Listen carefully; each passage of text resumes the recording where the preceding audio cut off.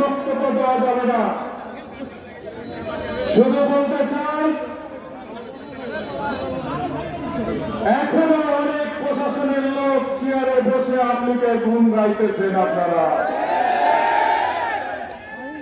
আপনারা অবগত আছেন, চাঁপাইনবাবগঞ্জের গুম খুনের মামলার প্রথম নায়ক হচ্ছে আমি করেছি গুম খুনের মামলা। পুলিশ প্রশাসন এবং ইসলামের পর্যায়ে অনেক নেতৃবৃন্দ বাধা বিভক্তি দিয়েছে।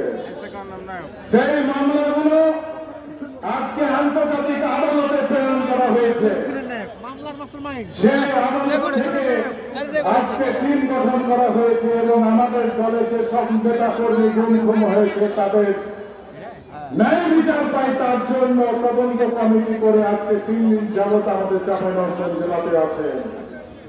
আমি ওই সমস্ত পুলিশ কর্মকর্তাকে বলতে চাই, যারা আওয়ামী লীগের দালালি করেছেন, আওয়ামী লীগের দালালি করতে যে আমাদের প্রাণপ্রিয় বিএনপি ছাত্রদল যুবদল নেতাকর্মীকে খুন করে হত্যা করেছেন, আপনারা সাবধান হয়ে যান। পুলিশ প্রশাসনকে বলতে চাই, এখনো যদি আওয়ামী লীগের মনোভাব নিয়ে চেয়ারে বসতে থাকেন, ওই চেয়ার পাছা থেকে টেনে ফেলব। সাবধান করে দিতে যাচ্ছে, সঠিকভাবে তদন্ত করে আপনারা রিপোর্ট দেবেন এবং সুষ্ঠু তদন্তের মাধ্যমে যে প্রভু শেখ হাসিনা আপনাদেরকে নির্দেশ দিয়েছিলেন তার ফাঁসি দাবি করছে। কে জানবেন না?